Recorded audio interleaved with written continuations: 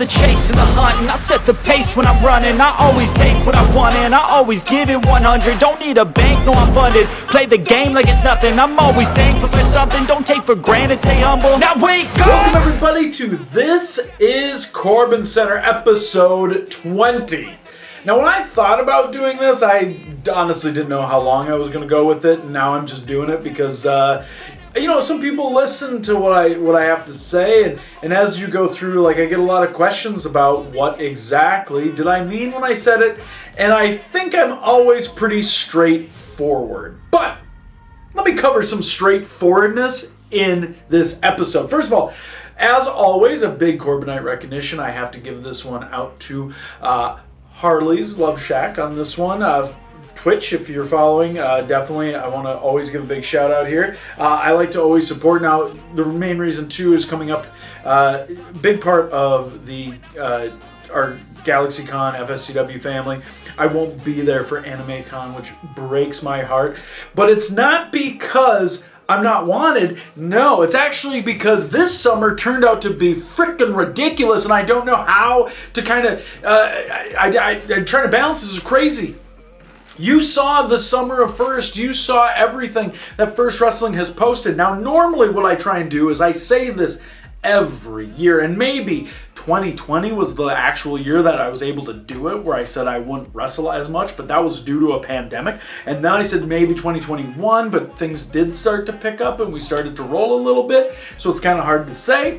And then I said and then this year I said the same thing. But when you have so much, I don't want to say obligation, but I'm the champion. I'm the WrestlePalooza champion at First Wrestling, and I'm looking to celebrate one whole year at the top. So as WrestlePalooza champion, it is my commitment to be there. When you are the champion, you represent that company, and that is why my summer filled up immediately with just those events. Now, if I had just those events, it would be a pretty busy summer. Already looking really busy as is. But then you fill in other shows like Higher Ground that's coming for some summer events, and I'm excited about this because you know me. While I have a tendency to not get along with tag partners after a little bit, if you think of my tag history, pretty much everybody I've ended up having some kind of falling out with, but not my man Lore. Heavy Metal Lore and I, Lorebin Comethin, we started as kind of a, I think like a makeshift team. We made it work. We dominated into a sense of becoming one of the staples here, which is surprising that we've only had one tag team championship in this area, but I guess if no one wants to book us against the tag team champions in their promotions, that's fine.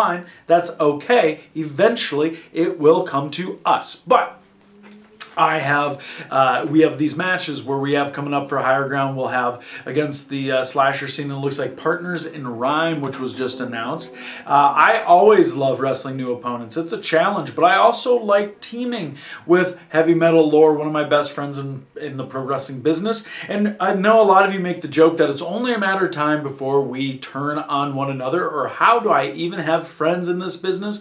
Well, maybe it's because we see things eye to eye. He is the strong, silent type, which means that he kicks everyone's ass and I run my mouth. So yes, he's got my back and I have his, and that's why we continue to work. And that's why even at First Wrestling events, we have a tendency to team oftentimes, and you might see us team up there. So this summer might be busy for us. And then also kicking off with this summer, I'm going to be going back to Heavy On. We mentioned that, but I have this second wrestling week coming up in the Northwoods tour where we're going to be participating, and a lot of people are like, what exactly is this? What this is this is actually more of a chance for me to get under Rabbi Fine's skin and irritate the second wrestling fans and the entire staff more.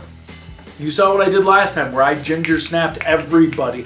I'm the result of a title change. I said that it was going to be a memorable night, and I delivered. See, that's the problem with so many people right now. There are so many people that are associated with the promotions that I work for who go on Twitter and they say things like, I'm going to have a memorable match, and then people forget about it a week later.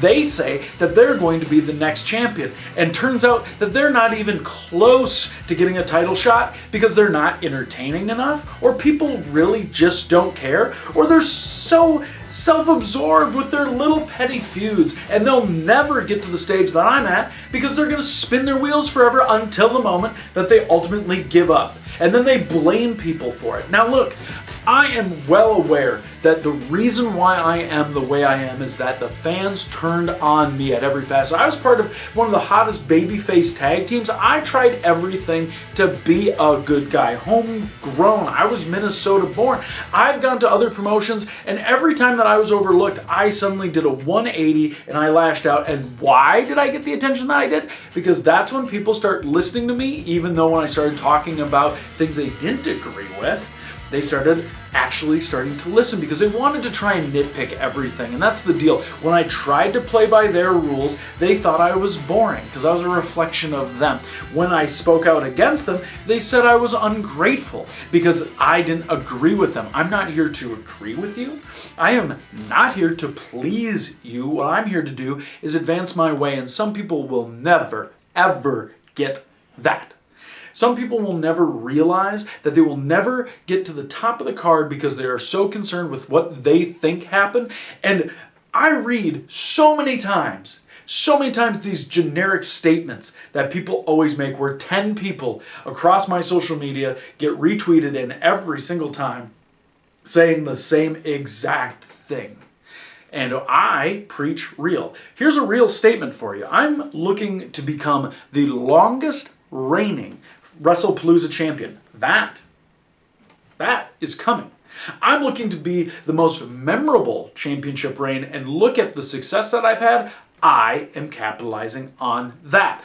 I make big moments. Every time I've said something big is going to happen, whether it's going to be ending, I didn't even have to be in the match to end a championship reign. I took care of that myself. And I've been threatened with so many empty promises and legal action that it doesn't even faze me anymore, because as you can see, my summer schedule is busy, and either one, I will fill your date with something else, or two, I will just take that weekend off to myself. That's what I wanted to do anyway, but I felt as a wrestler, I have that mentality as a shark where I gotta keep swimming and I gotta keep collecting championships, and people keep gunning for me, and people keep making these challenges to me, like Connor Hopkins. You just made an idea, you just challenged me to a dog collar match of all things. I haven't been in a dog collar match since Warped Tour, I believe, of like 2009. And here you are challenging me to those because you can't get over the fact that your dental bills are adding up, so you're going to give me a chain and expect not to have damage to your face? Okay. But we'll have to talk about that later, because, again, you don't just get to demand matches of the champ. I appreciate it. Don't worry. We'll clash again, but I got a little thing to talk about there. Also, it might involve my buddy Lore. But anyway, with that said, this is going to be a very busy summer. A summer where I make things happen, and a summer where I am going to be very involved in every single promotion that I'm a part of. And so when people ask the question, what are you going to be doing? I tell them, you're going to have to just wait and see. That's the biggest thing. Now, I don't really have anything special that I planned for this one. I didn't really have anything like a clip of the week, or even really fed my consultant anything, because honestly, I was going to try and feed him maybe the fact that CM Punk is back and see what he kind of thought about that.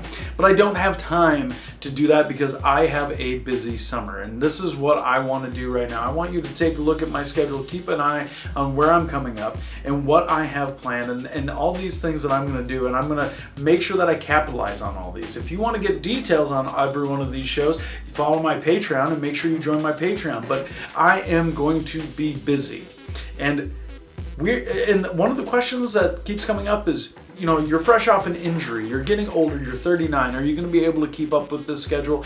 And to everybody who is doubting me, thinking that I can't hang anymore, just wait, keep an eye open, and I guarantee when we hit CorbinCenter 25 and CorbinCenter 30, you're going to be second guessing yourself. It's the summer of Corbin, not the summer of first. It's the summer of Corbin. I'm going to be a busy, busy boy, and that's just the way I like it.